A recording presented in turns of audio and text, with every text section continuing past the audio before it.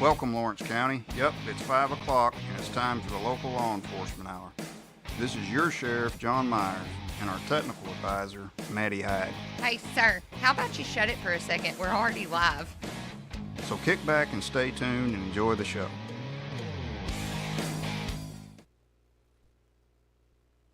See, you're on. How do you know? I How do you know? What is telling you? I can hear you in here. You're live here. We're on. So you're 100% certain? Because I always ask you. Do you want me to record it too, just so I can show you I want you to record it, and I'm going to set my phone Look, up over I'm here. I'm even going to record it. And I'm going to record it with my phone, so that way we can always come back to my phone if we miss it. Y'all are hateful. Maddie, Tyler, you got anything listen, you want to say? Maddie, it's okay. We No, told we're not you being it was hateful. okay. Hey, that's what a partnership You're is the all one about. that made the big deal out of it. For the I did people not that don't make a big know, deal. should we tell the people that don't know what Okay, happened? this show was supposed to happen last week. Well, didn't no, have this to show tell them. happened last week. The show happened. All three of us sat here and had a great discussion about a lot of things in the county. It's a good time. And I didn't record it. there's 4 people that know about it. All the other people that was supposed to been able to watch it that evening.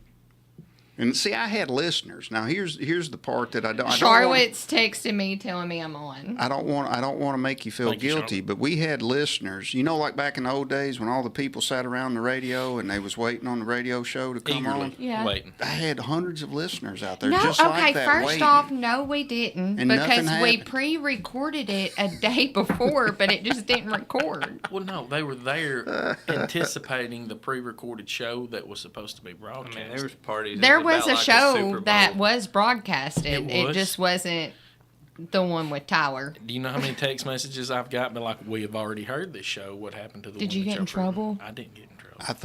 I think the world stopped spinning for about. I just an told hour. everybody I brought up insurance and benefits. Maddie cut me off.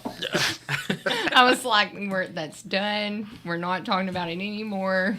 It's over. Unrecorded. It's over. All right, we got Tyler back on here today, everybody. We got. Me. They didn't know he We wasn't got- here to begin with. We do now. Now everybody knows. We had him on here. Trust me, I was But- here. Blake was here. You were here. Everybody was I here. think I So blacked everybody, out.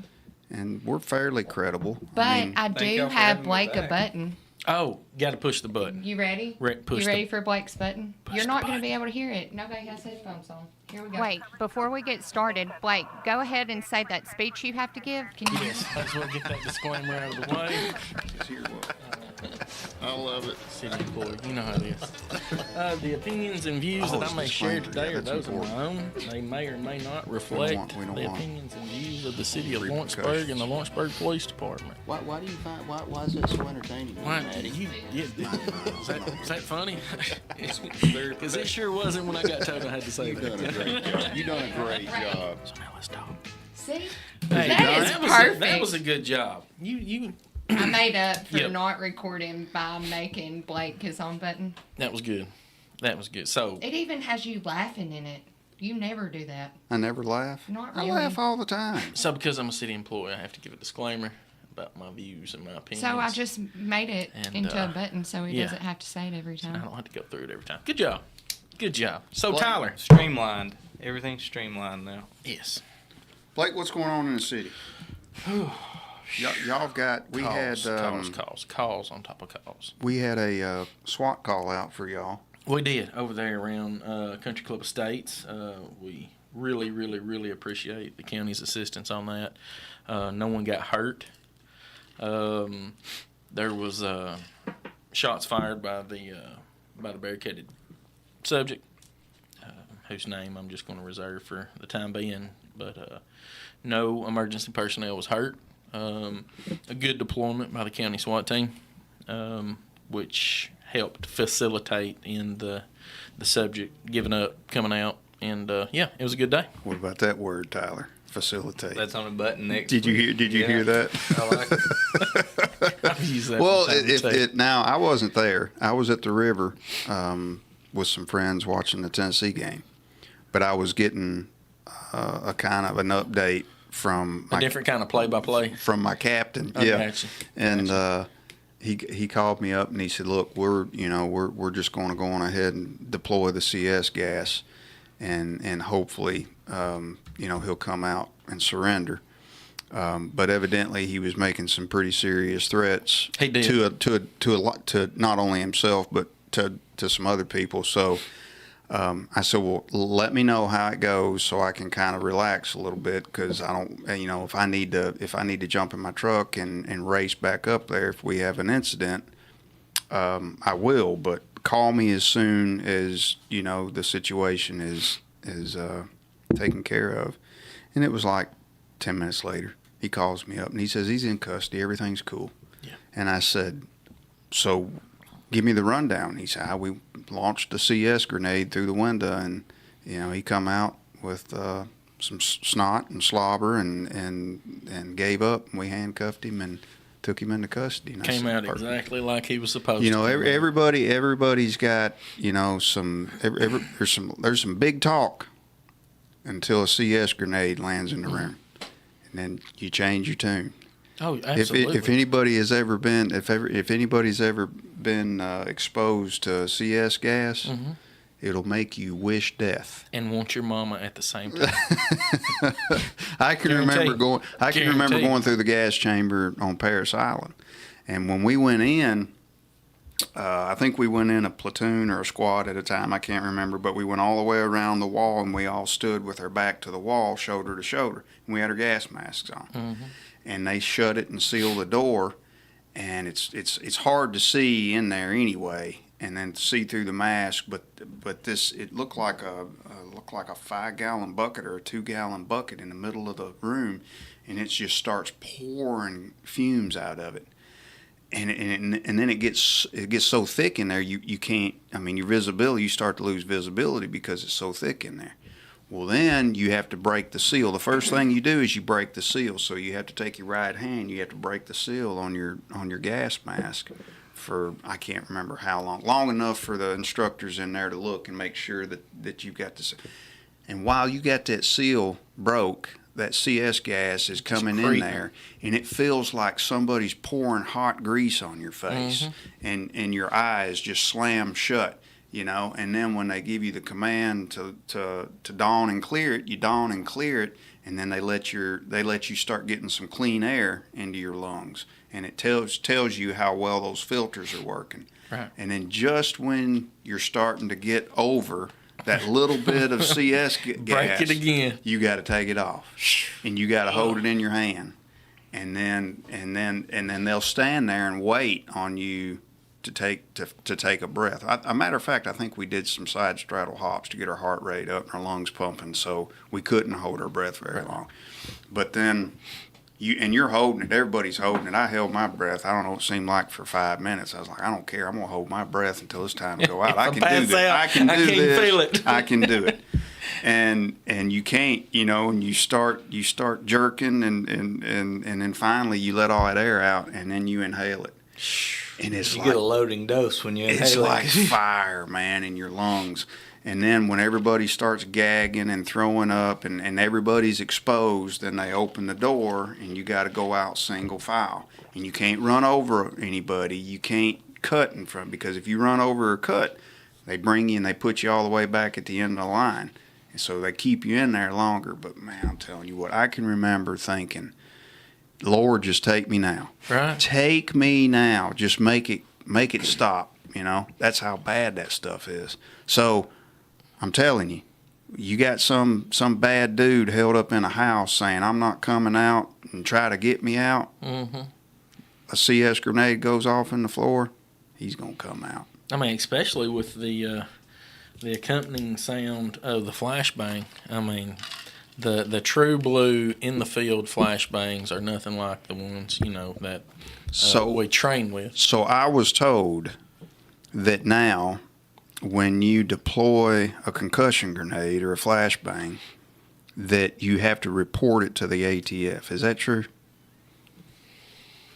I think it's been like that for a while, because some of the training we went to, we had I guess one of the bomb guys from Memphis SWAT team in a bomb training I went to.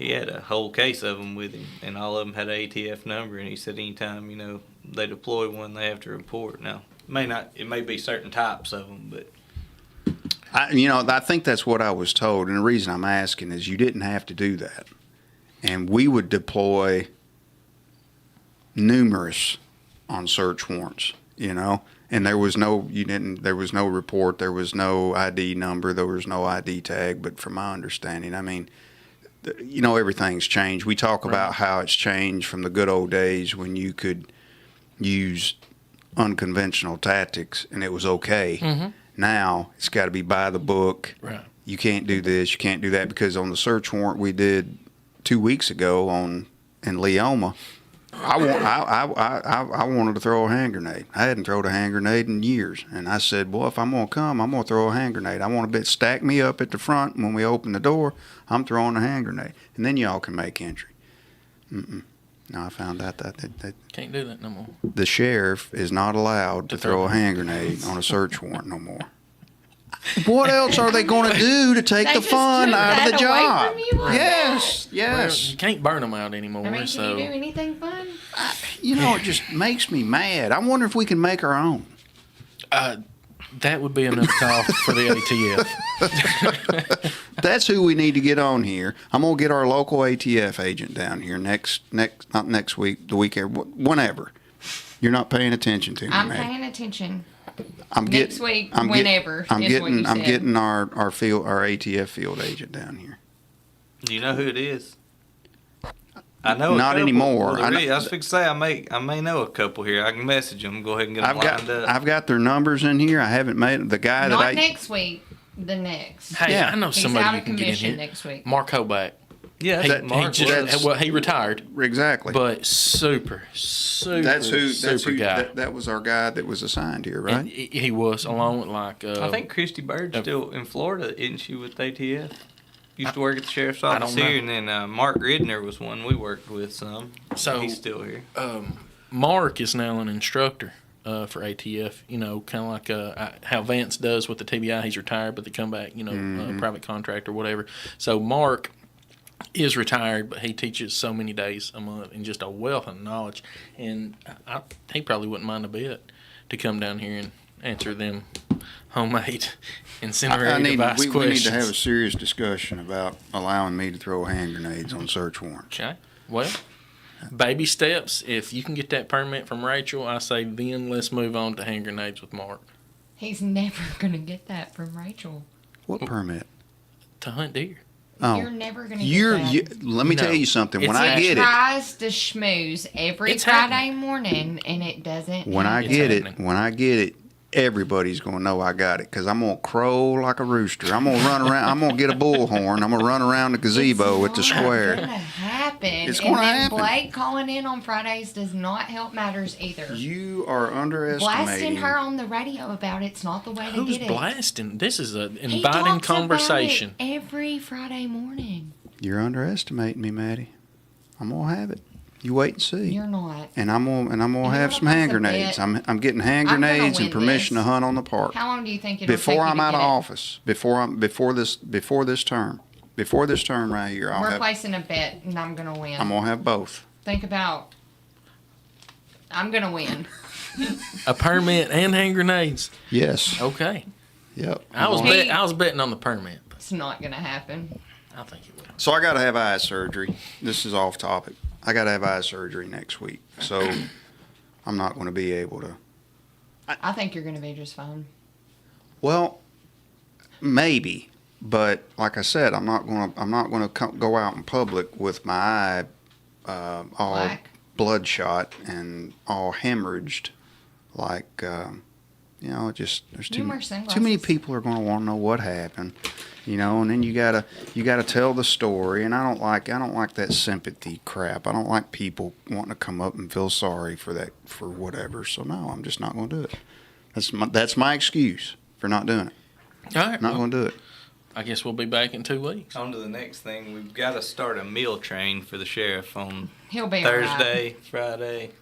You gonna be in He's charge of gonna that, be fine by Wednesday. I can take care of supper. See, So just bring me something. Just bring me something and leave it on my doorstep. Okay. I might be contagious. Do you have any? Do you have any allergies we need to be cautious of? No, he's fine. I'll take surf and turf. All right. Tyler, If you're Yes, asking. how are you? Man, I'm great. How are you? Good. Good. I'm No, glad no you're here. surgeries planned for next week for me. That was my You first just question. had a birthday, Yeah, though. you just turned 40. Yeah. 40. Yeah, my insurance may have dropped me because I'm 40 now. So Maddie's Your going to cut this car- off. I just said insurance again. Hold on. Let me turn Tyler's mic Edit it. off. It, Your car insurance might have went down. I guess. I mean, I don't know. There's got to be something. You know, when you There's you, got to be a benefit to you turn 40. 15 years old, you get the permit. You look forward to it. You turn 16, you get the driver's license. 18, you can buy cigarettes, gold, whatever you want to. Most people 21, you know, you're able to buy alcohol. 25, you get that insurance. You know, you get that discount on your insurance. And after that, I don't know. I mean, it's 40. Is Well, that I just say I'm turning 30 next week. 30. we know you're not getting a discount on your car insurance. Thanks. Yeah. Hold up, I'm trying to do the math. 30 minus 14. 14? Who's 14? The kids. My kid ain't 14. No, the number of individuals. Okay, first off, I have 3 kids. I've met 3 of them. One more than what you have. Just saying. 3. I have 3. They're 5 years apart. 11, 6, and 1. did you get a head count at who all came to your birthday party? 1,002,002 people. It was a lot of people, and I appreciate it. I tell you, I was totally surprised. I had no idea. And Cindy made a fake birthday invitation and hung it up on their which was refrigerator. very smart of her I to do, know. but I never even looked at it. And, So, and you know, kept telling Tyler, we've got to go to my friend's birthday party on this day, and made the fake invitation to hang on their refrigerator so he would think it was. I had somebody asking me this more times than I can count over the past week. The call on Prosser Road that we assisted with the city, was it last week or weekend? When was it? And I may be totally wrong, but I was told it was a domestic incident at Hilltop, and the guy left, and then he wrecked. So I was And- off duty, and my phone just started blowing up. That is pretty much the gist of what I got. A domestic situation took place, and then evolved into also taking place at Hilltop. Law enforcement was called, and I believe he fled. And somewhere a foot chase ensued around Prosser, and Was he captured? that I don't know. I don't know either, and that's what people have asked me. Did they find out who it was? 'Cause I think he hit a power box, not a pole, but a box, and knocked out power all over the place Right. down there. That's sad. You're so busy that if somebody, does that type of stuff and runs on foot and they're not immediately caught, you should know what happened to them. But whenever you said, we assisted y'all on Prosser the other day, I'm sitting here going, which time? Which We've one? been working a lot. We've been working together a lot lately. Yes, sir. We've been helping y'all out. Y'all been helping us out with stuff. It's just been busy. I'm so glad to see it calming down. Knock on wood, this week has been a welcome change. Yes, sir. I everybody mean, had to be tired from that moon They phase. I had think to that's been. what we were blaming it on. I'm telling you, Venus was lined up with a moon on Jupiter or something, and it whatever. I don't know if there's anybody out there that keeps up. So Something was lined up, or something was out So of you whack. can ask Maddie. I'm a big advocate about school traffic and getting out and talking to the kids as they're walking in the school I building. told Zaylee she had 12 siblings the other day when she walked into school, and she looked back at that car at me like, what? She did. She was highly confused. But anyway, so I was at Sacred Heart the other day, and that's what some of the staff there was like. Has it kind of been crazy for y'all here lately? Because from what we've shared with each other in other schools, and like even the children We're off. were way off. They're like people getting in trouble or people emotional. I'm telling you, something yeah. was lined up. Something was out of line. I'm very pleased that won't happen again for 37 years. And we did discuss this last time, and I think it's important to bring it up again. But y'all were talking about the incident where you had to deploy the gas and everything. Mhm. At the same time, the sheriff's department also had a call involving a firearm in the north end of the county. Yep. We had a Game wardens came out and helped. Yeah, TWRA came on out. both calls. They was there on our barricaded subject and the call up north. Did a fantastic And job. I think, didn't you say they apprehended the one on the north end of the county? Yeah, the Ethan Brown, I believe, that's what I was told. He was the one that spotted him in a bean field That's or what you said something. last week.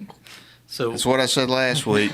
Hadn't changed as far as I know. So we were, I was responding with county fire to the incident at the north end of the county, and I knew there was another incident going on, but when they brought up shots were being fired at the police, I didn't really know which call it was going on at. And then in the midst of that, had the really bad vehicle crash, and we got talking about last time, not only everybody being shorthanded, running wide open, did a great job, but we talked about, imagine being in the 911 center, because Yes. they were listening to the radio traffic on every call was going on, and then keeping up with everybody and keeping everybody straight. And I mean, it's real easy to get confused, or hard to keep up with. Sure it is. Yeah, they did a fantastic job. And then business as usual at the same time, because people are Right. still having little crashes or dog having- traffic. Yes, everything. Somebody's writing a ticket somewhere in the county, Right. one of our smaller departments, stopping 37 cars a shift. So yeah, I'm glad you brought that up, Tyler. Our dispatch center did a fantastic job the other day. So our listeners probably don't know. Whenever you call in to dispatch or 911 to report a crime or to want a report taken for something, they generate what they call a CAD, and that CAD is who's calling, when they called in, so on and so forth. And when we do a report like what happened out there in Country Club Estates the other day, we attach that copies of the CAD to the report, and the narrative entries into the CAD system. I think my CAD was like 7 pages long. I mean, my dispatcher, just every time we said something, he was just entering in, keeping it on record. But just not only are they handling all the other calls that are coming in, very good entries the other day. So I'd like to tell them guys thank you. They did a good job. They definitely Real did a good good job. A lot of times we forget about them. Kind of like how our volunteer firemen are forgotten about and so needed. Well, What's the latest? So the latest is we still got some great people. We just don't have enough of them. And, we talked about some numbers last time. For the longest, we were about 240 members strong. Mm-hmm. We got some numbers back this week, and 204 on the roster, but only 106 active. Wow. So What's that? What's that mean? What's that difference in those two numbers? Well, I think a lot of it is, I brought up some generational stuff that, different generations kind of look at things No, differently. my question is if you're on the roster, if you're signed up as a volunteer firefighter, aren't you obligated? Yeah, they're still doing, the thing is, it takes so much to run the department. We've got people that help conduct fundraisers that are on the rosters. We've got people that, help when they can. We got a lot of certified people, but life, I believe, has gotten so busy that people only have so much time. And I think we try not to, encourage anybody that we got that's good to get off, because we need everybody. So that 204, those are people that's signed up to be a volunteer firefighter at their local department. Right. They passed everything that they have to pass, and they got the paper saying, okay, you're a volunteer firefighter Right. for this fire department.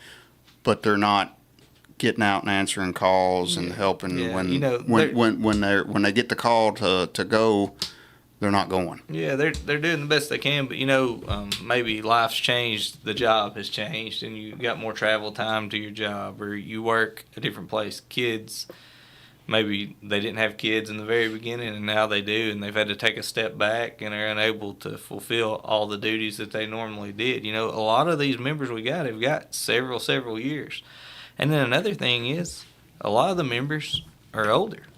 I mean, that's the generation that got us here. None of us would be here if it wasn't for the ones that was before us that really built it, you know. And so A lot of them's probably got families and kids that play ball. Mm-hmm. And, Ball season's hot. and right ball season. I mean, if you got 2 or 3 kids and they're all involved in sports, they're always playing something. Right. Yeah, they're always involved. And let's just be honest. I mean, there's not a lot of younger people coming up that want to volunteer for sure. I talked to some of the paid departments around. Columbia Fire Department, I think it's got 3 openings right now for a full-time firefighter. I think they may have 1 at Lawrenceburg. I'm not sure, but I mean, when I got hired full-time at the city, It I was think there was hard to get right around hired 100 on. people put in for 2 jobs, and there was Yep. about 30 or 40 people that were completely qualified, could walk on and get it. It is tough to do, but we as a whole we all have trouble with the workforce, with Right. keeping a workforce. And a lot of times it comes down to wage and things like that. We think about our people, we don't give them a wage. We say, hey, you want to come risk your life to protect your community, and also if you don't care, we're going to have you fundraise to pay for the equipment you use to do it. take care of you and I mean, protect I don't you. have, and we'd like to have all the members we can. Anybody that wants to sign up, I'm not trying to discourage you, but I we need asked some good solid members. I asked a group of young students. I don't know. I think there was 20 or 25 of them in that class that I spoke to, and I asked them. I said, "Show of hands, how many people want to be in law enforcement when they grow up?" There's none of them. Right. None of them. They just kind of like, no. Right. I didn't go around and say, "What are you going to do? What do you want to do? What do you want to do?" But none of them wanted to be in law enforcement. Mm-hmm. Dare to say, if I'd ask if you wanted to be a firefighter, how many? Probably none of them. It's just not. It's not a job. It's like in the old days. Kids wanted to be a policeman or firefighter or doctor or something. But I'll go a step further than that. I'd say that it is a job, but to young people, it's no longer a profession. Mm-hmm. So maybe something. I met a guy the other day who's like, hey, I used to work for somewhere in West Tennessee, not Jackson, but another bigger city. And I'm like, well, what happened? He's like, I graduated college. So he worked for that police department while he was, in school. And then once he got out of school, he's like, see you bye. I don't know what's changed. Well, some things that went on. You look at historical. We just had remembrance services and 9/11. Just a couple of days ago. And you think about it, in 2001, I remember when that happened. I was 17. My birthday's 2 days later, so I'm coming into the workforce. I knew what I wanted to do. I felt like I'd always wanted to do that. But 9/11 probably with we talk about the 12th, the next day when when the United States was united and everybody wanted to help. A lot of people saw what happened on TV and felt like they were called to be in law enforcement, fire, and EMS, and the military. And we probably had, for lack of better words, a baby boom in the profession, because there was a lot drawn to it. And one thing that I can say that I know hurt the volunteer fire service is COVID, because before COVID, we constantly were training, everybody was doing as much as they could at the fire station. And then COVID happens and you're locked down and you can't go do those things at the fire station. And you see, hey, I could be spending this time with my family. Right. You learn how much time you're really devoting to it and see how much you can't blame people for wanting to spend all the time they can with their family. Absolutely. And especially now, the economy, it takes just about it, with inflation, it takes 2 people's incomes to keep a household going. So, there's a lot of things that have went on. Well, let's say somebody doesn't have kids and they're young, they're energetic, they don't mind fundraising. How do you become a volunteer firefighter for Lawrence County? So you can contact your local fire station. Stop by when you see the guys out, and guys and girls, and they'll you tell them you want an application, tell them you're interested in being a member. They'll kind of show you around and get you the paperwork you need. You can also get on our Facebook page, Lawrence County Fire and Rescue. Send us a private message, and or however you choose to contact us on that page, and we will have somebody reach out to you and see where you live, see what station's closest to you, and try to get you set up that way. And we're talking about some recruitment and retention practices coming up. We've applied for a grant to help us with that, and talking about maybe having an open house in the near future, kind of draw some people in. And one of the big things, if we can ever get it pushed through, we'd like to have a program in the high schools to catch. When I first started at 14, there was an Explorer post at the Lawrenceburg Fire Department, and it's kind of like they had them for law enforcement too. So you could do some training and do some ride-alongs and things like that, and get started in the profession. So we're going to look at some things like that. Right now, we just don't have the personnel to do our own Explorer post because, busy running calls and fundraising to be able to do it. So pretty good sized grant. There's different benchmarks. We're just trying to be humble and get some advertising and some tools to help us get more people. But we take advantage of every grant we can get, and actually I got some more information about one today through the Division of Forestry. That probably won't help us with recruitment and retention, but it will help us with some tools to help do the job. So What's your number one selling point when you're trying to talk to some young kids and you're trying to recruit them to join the fire department? I can't really give them a good selling point other than, it's tough sometimes, but it's been a good life for me. I mean, you can get personally, if you want to do it, if it's in you, I promise you'll be rewarded. And I'm not going to say it'd be financially, but it's a rewarding career, a rewarding profession, just like what you guys do. But, the thing is, it's a job, but it's more of a calling. So, Oh, I've always said sometimes you don't pick your job picks you. But, I mean, I'm putting myself in a young adult's shoes.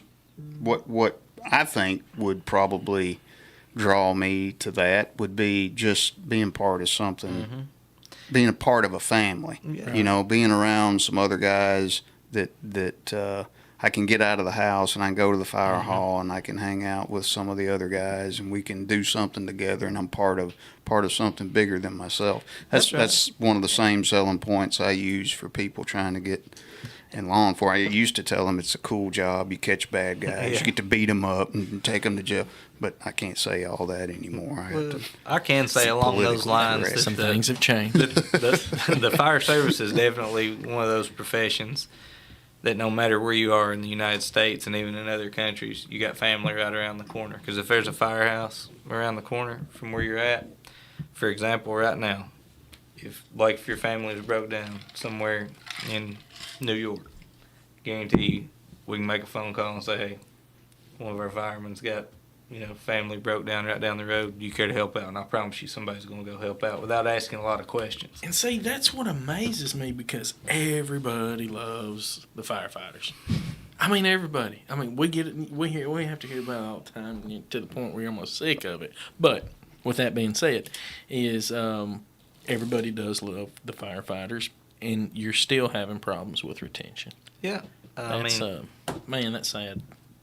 But we're doing everything we can. We're kind of switching some gears around, working on a grant to maybe get some paid staffing during the day when we have trouble keeping a lot of staffing around. I'll do all that for free. I'll start recruiting for you. Well, hey, I appreciate that. Yeah, that won't be no problem at all. I think I can get your numbers up pretty quick if you turn me loose. Appreciate you. Turn him loose. Yeah.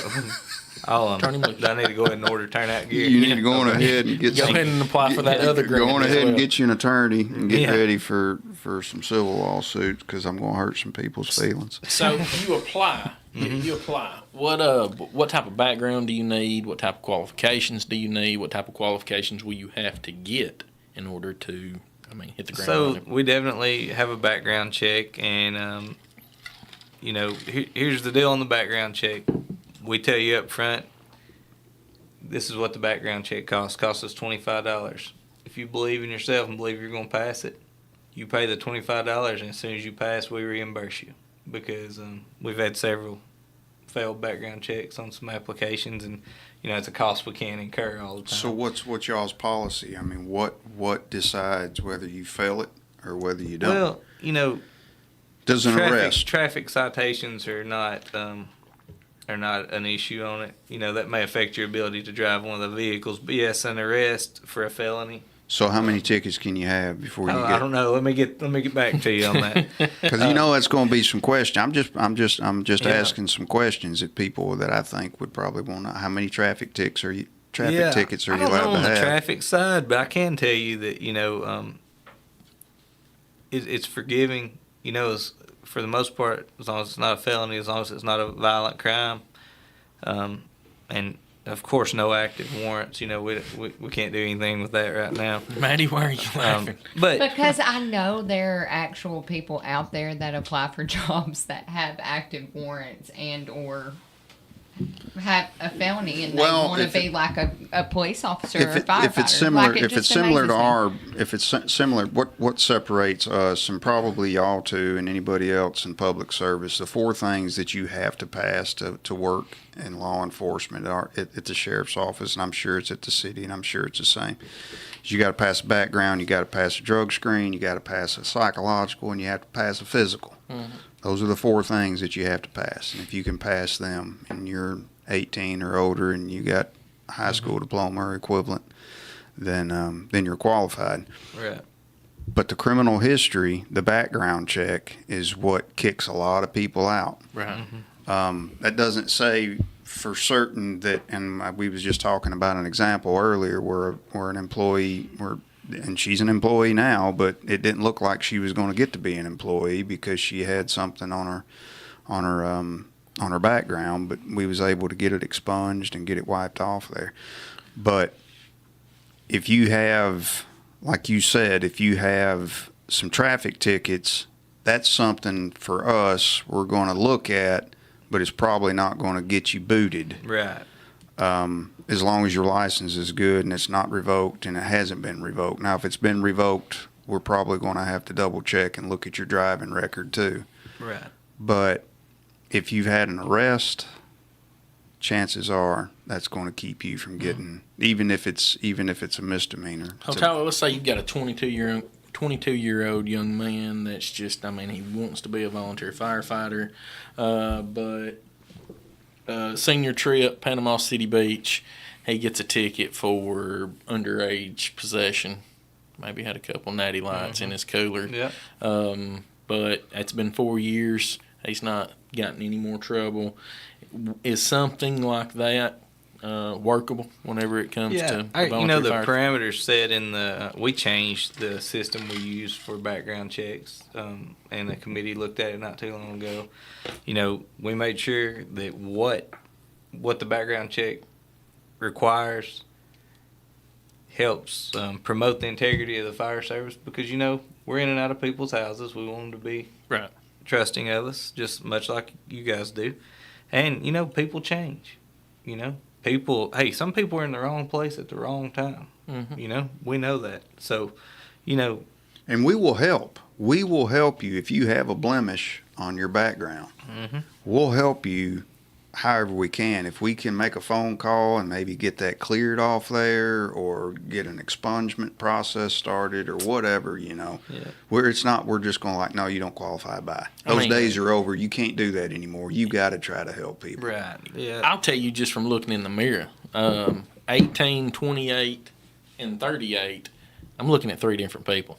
I can be looking in the same mirror at the same person, but I've looked at three different people, and that's that's encouraging, because you do make a couple hiccups whenever you're 18 that you wouldn't have made if you were 38. So Yeah, and we want to help. We want to help, and So I say a lot of times, there's a job for everybody at the fire department, within reason.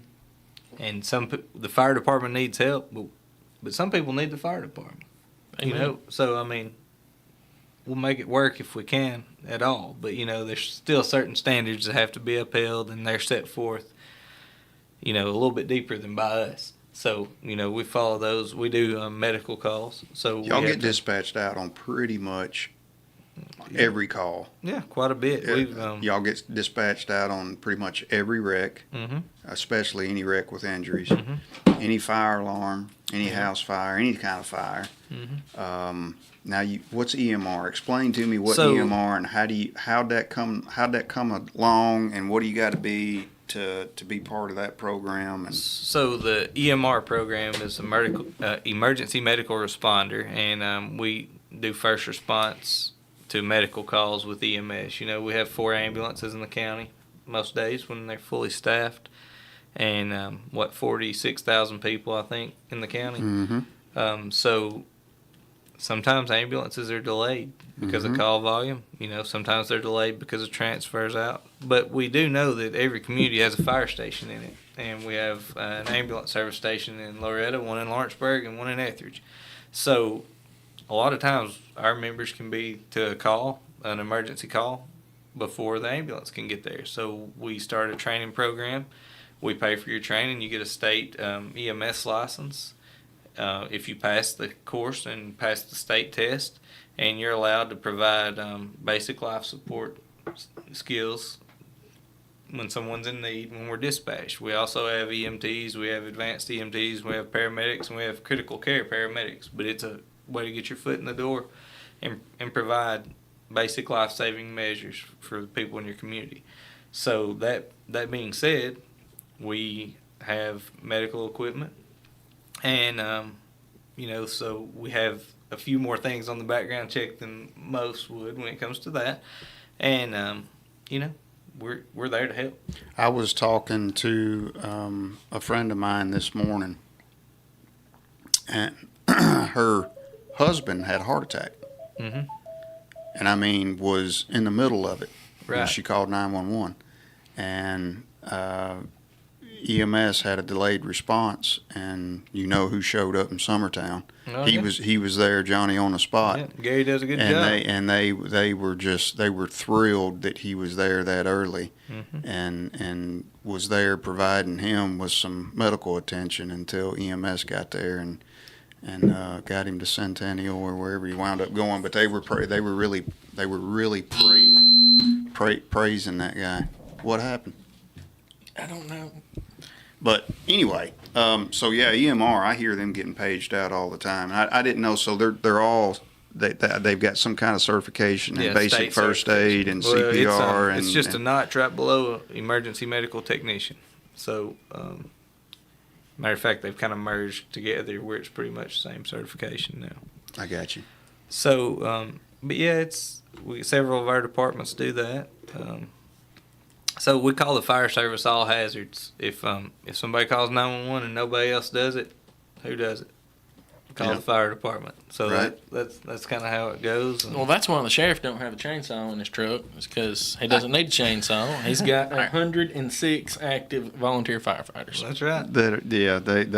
They know where I stand with them. I mean, I'm 100% behind them. I know they take a huge workload off our shoulders when we have bad weather and floods and y'all. Now, speaking of floods, how many departments do we have that's got swift water rescue? We've got about 3 different stations that have boats and equipment for swiftwater rescue, and then there's members from the other stations that come together to make the teams. I got you. So we're doing a whole lot more stuff together. I mean, we've always worked together, but we're kind of counting resources together more than just single departments providing single services now, because of the lack of, membership we have. But I do want to say we got some of the best people around, and the heart of our people will never be matched, in my opinion. And And they're some of the best trained. Excuse me. And I didn't know how well trained the volunteer firefighters were until I was chief in Etheridge, and I got to know all those guys on a personal basis. And I'm telling you, I mean, if I'm ever injured or hurt and I'm needing help, I hope that our volunteer guys get there first. Well, Because I there's mean, even you would think just a little small town, small area, community volunteer firefighter, and they're in their fire trucks, 30, 40 years old, you know, and they're all in blue jeans and work boots, and they roll up to help. At first glance, you might say, "Oh, these guys are," you know. But then you talk to them and you watch them work and you see how sharp they are and you see that they know their craft and they know how to conduct their business. It's good stuff. I mean, I don't know. I can't praise them enough. From what I've seen, especially with volunteer firefighters, is there's a difference between having to train and wanting to train. And, you know, when you have a training set for one night and 90% of your crew shows up for the training, I mean, that speaks volumes. And I'm talking about Gary probably more than I am anybody, because I mean, there's not anything that goes on in Summertown that he's not there and he don't know what's happening and he knows how to handle it. But he told one of the funniest stories one time about this. How much time have we got? We still got 10 minutes. Mm-hmm. So this call came out as an individual that was dead, or there was somebody that was laying face down in somebody's yard. And so we were dispatched, and EMR or the Summertown Fire, somebody was dispatched. Well, Gary gets there. And I may not be telling this the right way, but by the time they got there, the individual was pretty much overdosed and unresponsive. So I guess they probably all carry Narcan, or most of them. I don't know, but so they gave this I can't remember if it was a guy or a girl, but anyway, this lifeless individual they gave Narcan to, and they didn't get any results. So they got another one and the second one. And he said, and it was funny. You know how funny he is anyway, listening to him. But he was talking about when this person regained consciousness from being dead. I mean, basically a goner from an overdose. He said they were laying on their back, and he said, and their eyes popped open, and they took a breath. And he said, and they stood straight up. He said, you remember them old black and white movies where Dracula rises up out of the coffin? he said that's the way this person, he said they just rose up off the ground like Dracula coming out of the coffin. Oh, it was so funny listening to that story. But and of course, you know, when they do come to and they realize that they've lost their high, you know, that they worked so hard to get, now they're mad, you know, and they're ready to fight. They're, you know, but I was wondering that if all the volunteer guys carried Narcan. We use it sparingly because just what you said, the fight's on whenever you use it. And we can, you know, being trained and having the equipment, we can take care of them while they're unresponsive without having to fight with them. And, you know, so we definitely use it sparingly because it can definitely be a ride when you administer it. Did you see that Davidson County, and I was watching this earlier on the news, Davidson County is, I think, second. Yes, I seen that. Second in the nation. County for overdose deaths. Wow. Or was it overdoses or overdose deaths? Overdose deaths. Baltimore, Maryland was number one. They had like 170 something overdose deaths per 100,000, and we had I believe it was 85 overdose deaths per 100,000 persons. I know we've had more this year than I think we've had the 4 years that I've been, and I might be stretching that a little bit. I started to say the first 4 years in office doesn't compare to this last year. Well, I think when the fentanyl hit the streets, it really... Well, you always know when we get dirty dope, man. When we get dirty dope in the area, the overdoses go through the roof. There's no telling how many drug addicts would be in the dirt right now if volunteer firefighters, EMS, law enforcement, I know we carry it, if we didn't have Narcan. There's no telling how many would be dead right now. It's crazy. I had a young man come up to me the other day, shook my hand and thanked me. He said, if it wasn't for you and your guys, I would be dead. He said, and the sad part about it is y'all have saved my life about 7 times now. And I'm like, man, you got to understand that's part of our job. We're glad to help you. We'll help you more. I'm just going down the list. And, man, he's just staring directly into my eyes. He said, no, you don't understand, because from what I hear, the national average is 9 overdoses until it's fatal. And he Just said, like 9 lives. He's got 2 left, right? and I didn't check that, but it was so talking about sobering. It was a sobering, a number for him to throw that at me, and he was. It was heartfelt. I could tell that he was sincere, but yeah. Well, if the national average is 9, and you got 7 under your belt, if that's not some incentive right. to get clean, can you imagine having 8? And hopefully him knowing that, knowing how many the average is, hopefully he was at the point that he was ready to be changed. And you can't put all the blame. You can't put all the blame on the person that uses the drug, and you can't put all the blame on the person that sells them the drug. But the dealer or the person that gave them that drug, of course, there's laws in place now where they can be charged with murder. 2nd-degree murder, I believe, is the standard charge now. If you willingly give somebody fentanyl, knowing that it's fentanyl, even though they take it, you don't make them take it. You just give it to them, and they take it. So that's what I'm saying. Is it's not. You can't put all the blame on the person taking it, and you can't put all the blame on the person that's pushing it on them. But if you take fentanyl and you tell somebody that you didn't think it was going to hurt you, you lied, because nobody does fentanyl has not heard that it could kill you. I mean, you would have to be living on another planet to say, I didn't know fentanyl could hurt me.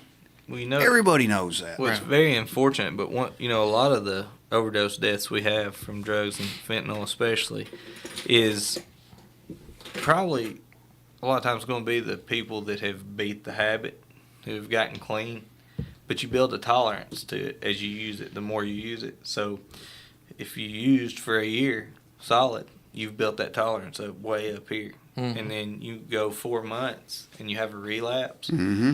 That moment you have the relapse, you go buy exactly what you bought last time that first dose after a long vacation. You've lost that, and they come back and they do exactly what would have just barely taken the edge off before, and it kills them. It's very unfortunate. We're working a case right now. We're working an overdose death right now. That's the same set of circumstances. Guy was clean for a while, and he got around the wrong individual, and he gave him some, and it killed him.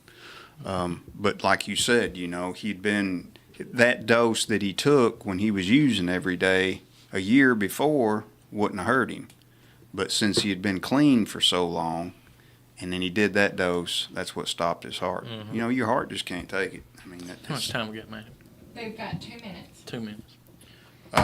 But anyway, well, Tyler, happy birthday. Well, thank you. Happy birthday. Appreciate y'all having us. I'm glad Cindy throwed you a big birthday party for your 40th. That was a surprise. I'm not a jealous person. I never have been, and I don't believe in being envious. I was just a little bit jealous you had a of ton that of people of there that 40th birthday Well, party, because I got, everybody loves and I don't hate, know about that, I but haven't met I was one blessed, person though. that just absolutely despises him. and I'm not saying this, No. but because I want a pity party. But I turned 40 in a container in Baghdad, Right.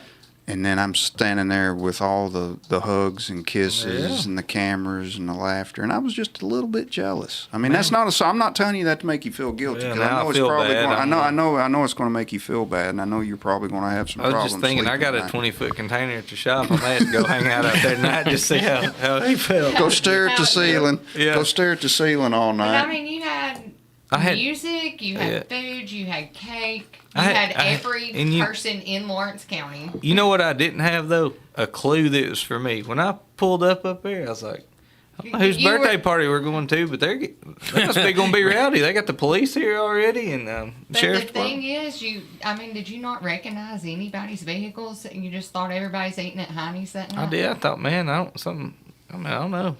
Well, when you're humble, you don't think. Listen, that's I was something. lied to. I was lied to about going up there. I knew she got upset because I put a T-shirt on. That's lied to. Yeah. You got lied to when your mom and daddy told you I Santa know. Claus. Well, no, mom and dad told me my dog ran away, and that is not what happened to my dog. But that's gonna be another story, and we'll have to have a whole episode about that. He did, in fact, not run away when I was a What kid. was his name, Old Yeller? His name was Flash. You know, good old. Good old I can't Flash. believe your parents would do that to you. I cannot lie about it. They did. Tyler, if somebody wants to talk to somebody about being a volunteer firefighter, Yes, sir. who do they need to call? They can give me a call 931-242-1596 or like I say, any of our social media outlets, any of the local fire stations, and we'll come to you. All right, everybody say bye. All right, bye, y'all. Hey, Talking on, a lot. on the injury list. You're talking a lot. I've been talking a lot the Yeah, last you're 2 days. talking a lot. I'm probable on the injury list, and but there's an I in Rich and Eisen, but I'm a team player. I'm here all 3 hours of this Attaboy. program. Attaboy. 844-204 Rich is the number to dial to have a chat. I've got not one but two top running backs in the National Football League coming on this program. Are we gonna slip them a little something extra? One we don't have